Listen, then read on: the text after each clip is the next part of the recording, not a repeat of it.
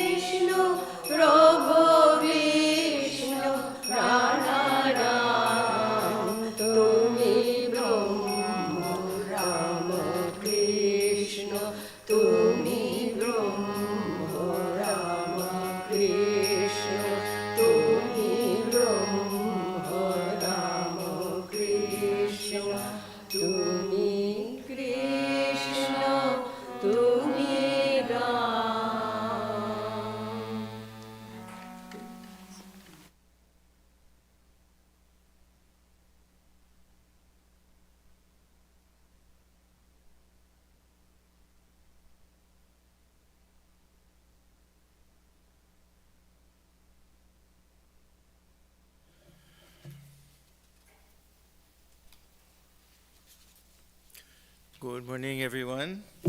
Welcome to our meditation program this morning. Everyone, please check your phones. Make sure that they're on silence.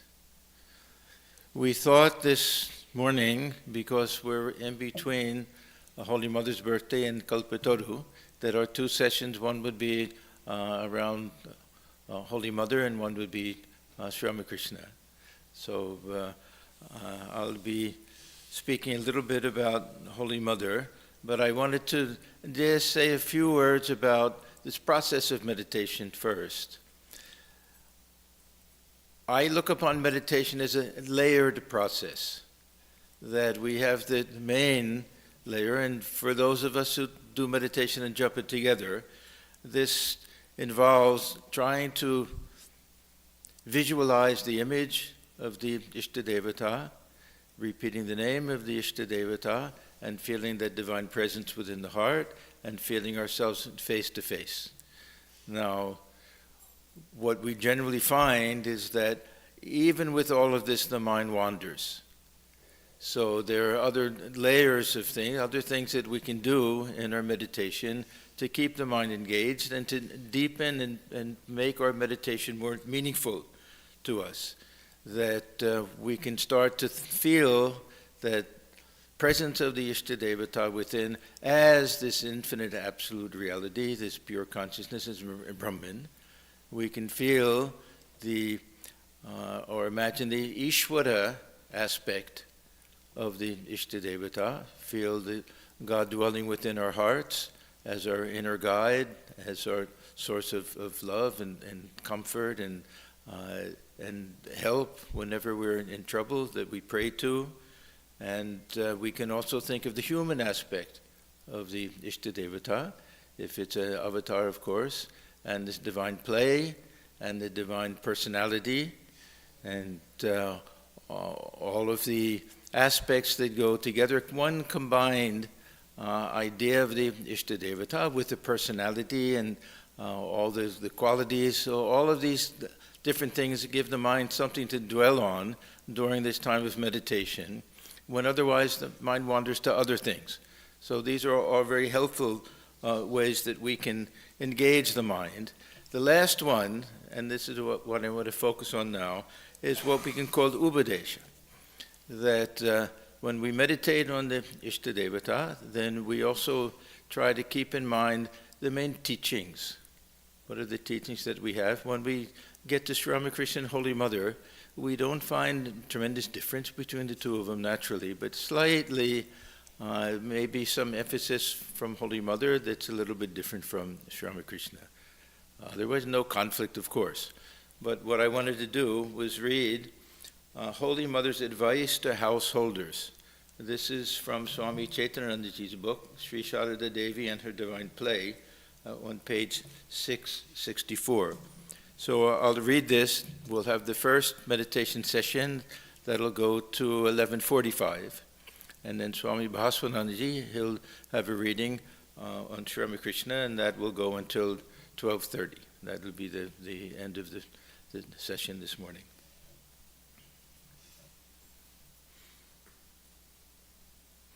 Holy Mother did not give discourses to householders. Instead, she demonstrated the ideal householder's life. Her life was her message. However, the following are some examples of a Holy Mother's advice to householders. The aim of life is to realize God and remain immersed in contemplation on Him. God alone is real and everything else is false. God is one's very own. This is the eternal relationship between God and His creatures. One realizes God in proportion to the intensity of one's feeling for Him. He who is really eager to cross the ocean of the world will somehow break his bonds. No one can entangle him. Holy men are born on earth to show people the way to God. They teach each person differently.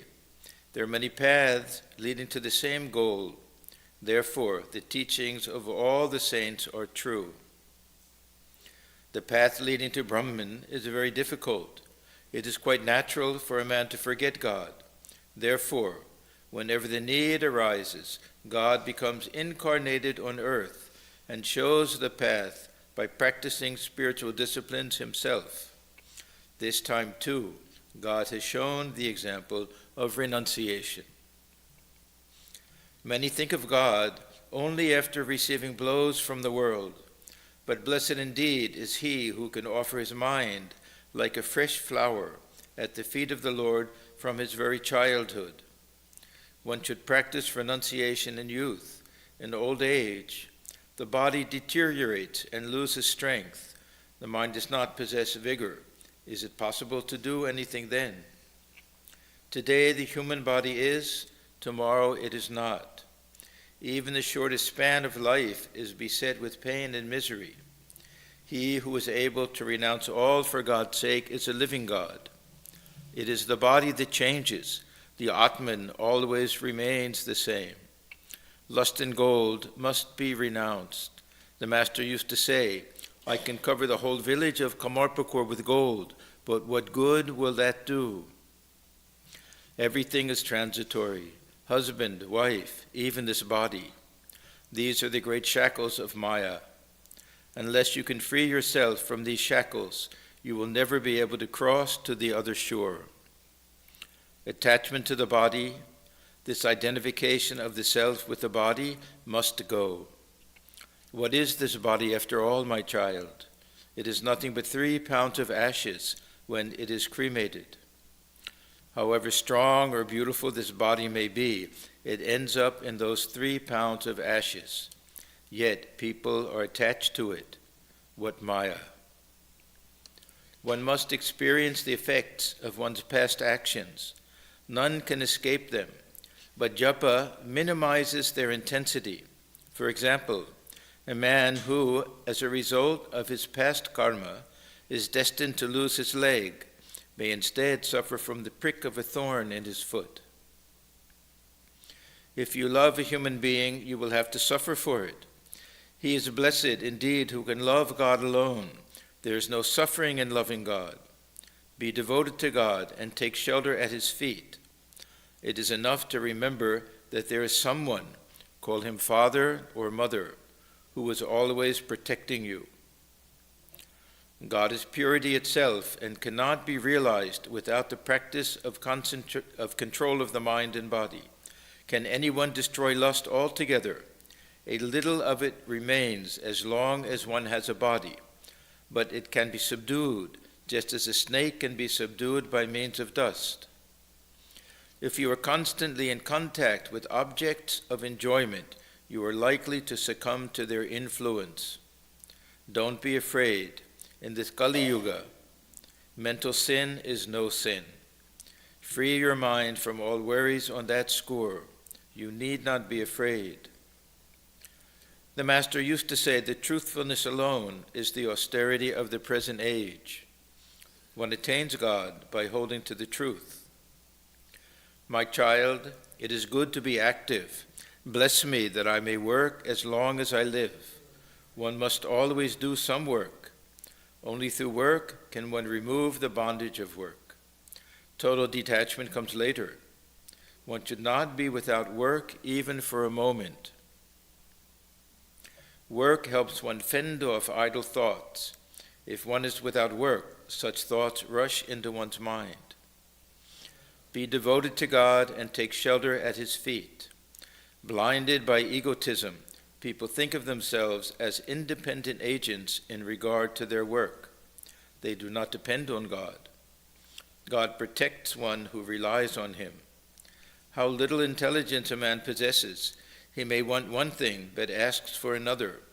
He starts to mold an image of Shiva and often ends by making the likeness of a monkey. It is therefore best to surrender all desires at the feet of God. Let him do whatever is best for us. But one may desire devotion and not attachment. These are not harmful desires.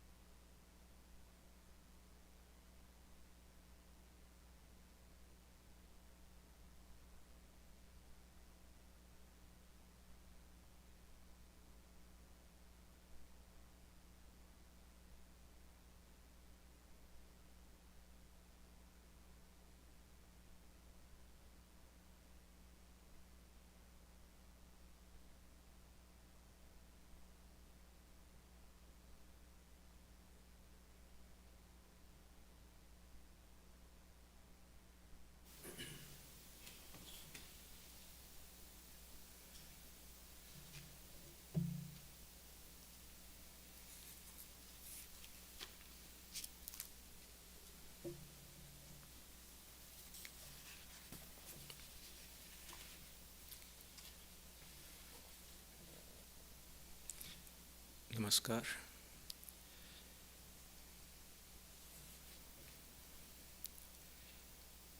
Anybody who is familiar with the life and teachings of Sri Ramakrishna will know how greatly he emphasized certain spiritual qualities. For example, purity and sincerity, simplicity and guilelessness, devotion and dispassion. But of all such qualities, one that is stressed the most was love, intense love for God. Or to use his own words, vyakulata, intense yearning for God, without which no spiritual practice produces the desired result. Cry to God with a real cry, he used to say again and again. If a person had this, they needed nothing else. Now, how did this intense longing for the divine manifest in Sri Ramakrishna's own life? When we read about it from that chapter of his life story, it is a meditation in itself. So, for this session's meditation, let us listen to a short passage that describes the spiritual tempest that Sri Ramakrishna went through during the first 4 years of his sadhana. I'll be reading from Swami Nikhilanandaji's well-known Life of Sri Ramakrishna.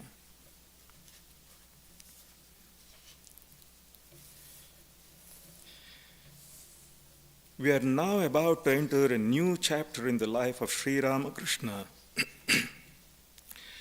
The beauty, grandeur, loftiness, and pathos of which will fascinate the readers as they follow step by step the progress of this eager spiritual aspirant from the early outpourings of his heart in devotion at the feet of the Divine Mother, through the period of his unquenchable thirst to see her, on to the consummation of his sadhana in the realization of God, and the establishment, or rather rediscovery, of his relation to him, a sublime achievement equaled only by that of the other great ones of the world. We wish we might be able to express an infinitesimal part of this throbbing renunciation, tremendous sincerity, and passionate search for God. So great was his yearning for God that 12 strenuous years passed in a state of divine intoxication, during half of which he did not close his eyes in sleep. Unconscious of hunger, thirst, or any of the cravings of the body, or of the things happening around him, Sri Ramakrishna, during that period of sadhana, was almost like a madman.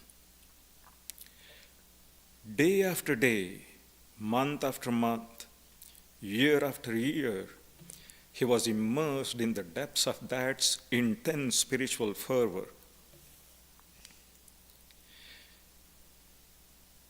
In the beginning, when he sat down to worship, a curtain of oblivion separated him from the outside world. He was totally unconscious of the presence of those who usually gathered to attend the services.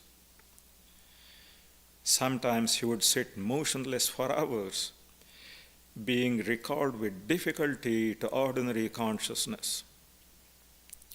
While uttering the various mantras, he could distinctly see those phenomena which to the ordinary priest are but phantoms of the imagination. the radiant glow of his face at the time of worship, his deep concentration, and the atmosphere of purity about him suggested to the onlookers the idea that the very spirit of Brahmanahood described in the sacred books was being manifested there. None had ever seen such intensity of feeling and devotion.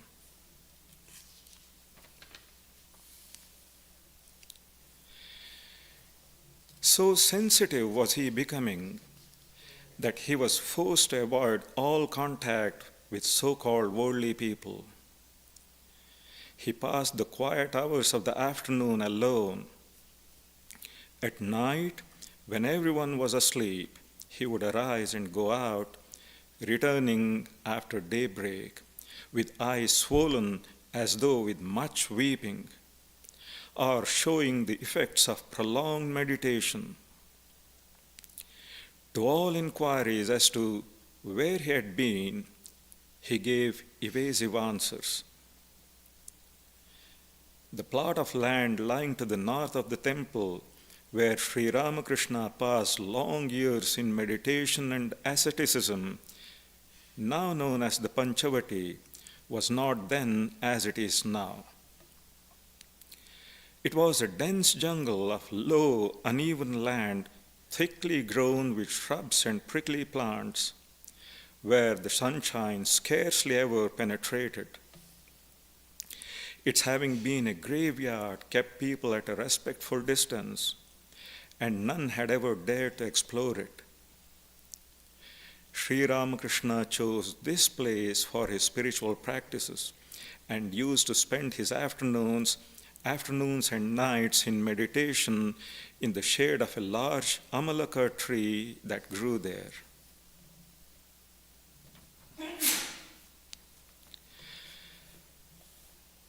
Thus, the realization of God, the vision of the Divine Mother became the one passion of Sri Ramakrishna.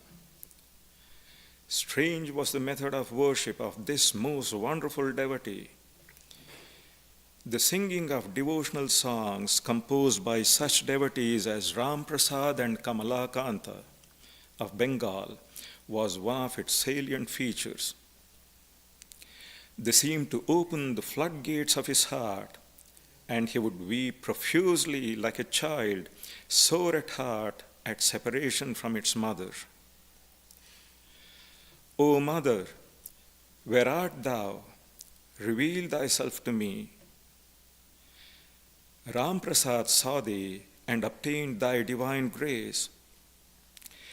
Am I a wretch that thou dost not come to me? Pleasure, wealth, friends, enjoyment, I don't want any of these. I only desire to see thee, Mother. Tears flowed continuously from his eyes.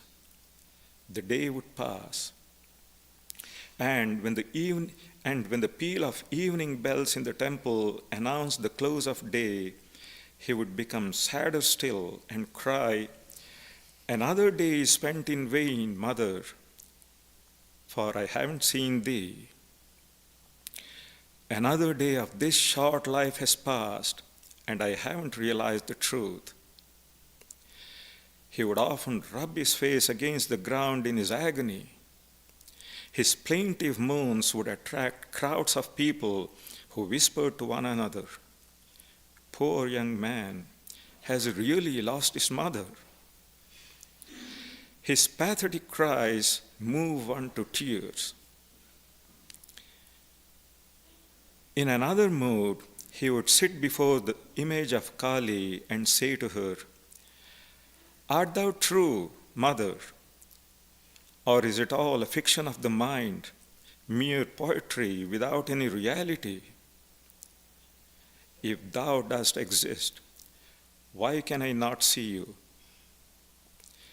Is religion then a fantasy, a mere castle in the air?"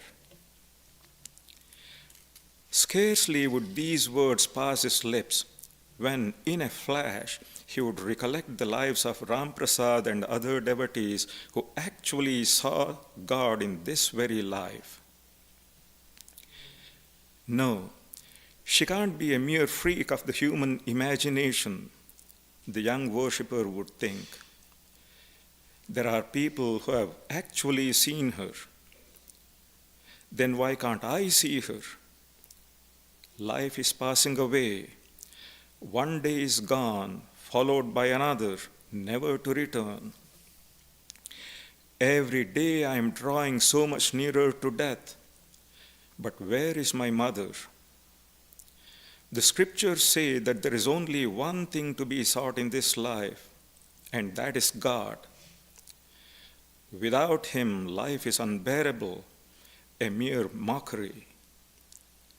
When God is realized, life has a meaning. It is a pleasure, a veritable garden of ease. Therefore, in pursuit of God, sincere devotees renounce the world and sacrifice their lives. What is this life worth if I am to drag on a miserable existence from day to day without tapping that eternal source of immortality and bliss? Thoughts like these would only increase his longing and make him redouble his efforts to realize God. Referring to this tremendous thirst for God, Sri Ramakrishna would often say to his disciples later on, "Oh, what days of suffering I passed through. You can't imagine my agony at separation from Mother. That was only natural. Suppose there is a bag of gold in a room and a thief in the next, with only a thin partition between. Can he sleep peacefully? Will he not run about and try to force the wall to get at the gold? Such was my state. I knew that Mother, full of infinite bliss, compared with which all earthly possessions and pleasures were as nothing, was there, quite close to me. How could I be satisfied with anything else? I had to seek her. I became mad for her." What tremendous faith, what intense conviction that God alone is the source of all bliss. This it was that carried him through and sustained him in many bitter trials and afflictions. This, the philosopher's stone that turned his sufferings into bright and shining gold of God consciousness. It is to faith such as this that the miracles in the spiritual history of the world in all countries are due. Without a teacher, guide, or helper, with no great knowledge of the scriptures, and even without passing through the prescribed forms of asceticism, Sri Ramakrishna carried everything before him by this adamantine faith and sincere yearning to realize God. One day, in his intense longing to see the Divine Mother, he cried, "Mother, why dost thou not listen to me? I have prayed long to thee. Thou didst bless Ram Prasad. Why dost thou not bless me also by revealing thyself to me?" When suddenly his desire was fulfilled. We shall describe this first vision of the Divine Mother in his own words. "I was then suffering from excruciating pain because I hadn't been blessed with a vision of Mother. I felt as if my heart were being squeezed like a wet towel. I was overpowered by a great restlessness and a fear that it might not be my lot to realize her in this life. I could not bear the separation any longer. life did not seem worth living. Suddenly, my eyes fell on the sword that was kept in Mother's temple. Determined to put an end to my life, I jumped up like a madman and seized it. When suddenly the Blessed Mother revealed herself to me and I fell unconscious on the floor. What happened after that externally, or how that day or the next passed, I do not know. But within me there was a steady flow of undiluted bliss, altogether new, and I felt the presence of the Divine Mother. The buildings with their different parts, the temple and all, vanished from my sight, leaving no trace whatever, and in their stead was a limitless, infinite, effulgent ocean of consciousness or spirit. As far as the eye could reach, its shining billows were madly rushing towards me from all sides with a terrific noise to swallow me up. In the twinkling of an eye, they were on me and engulfed me completely. I was panting for breath. I was caught in the billows and fell down senseless.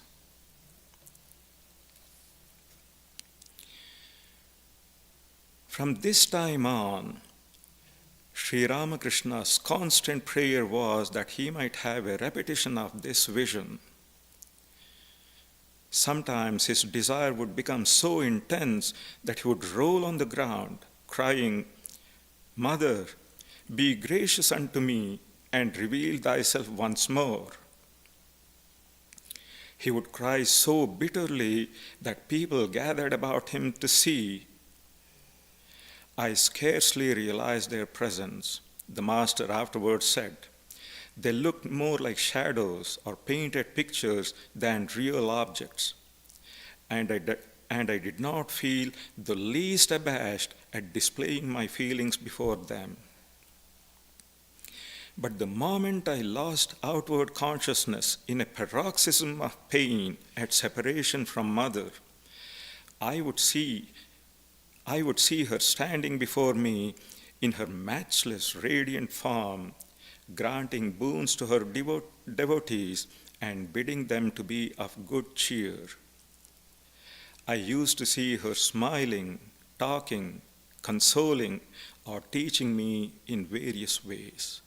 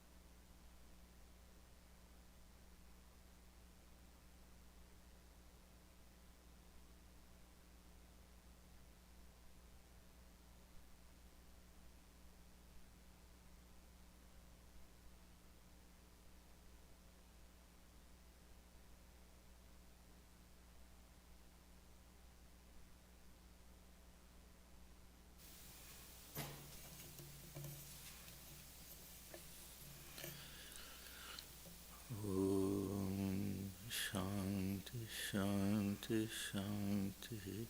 Peace, peace, peace.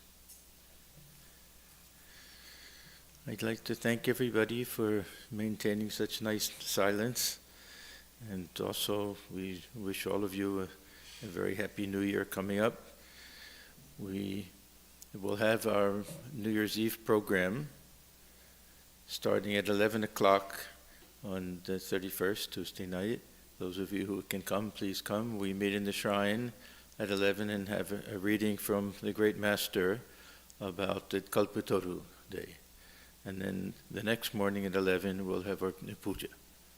So if you can come for that, that'll be very nice. And next month, just to let you know in advance, we have a concert scheduled. A very good sarod player, Pushpan Day, and then a new tabla player who's recently come to this area, Abhay Kulkarni. They'll be performing on the 11th at 7:30 at night, that's Saturday night. And then we'll have puja for Swamiji the following weekend, Sunday. I think is it the 19th, maybe.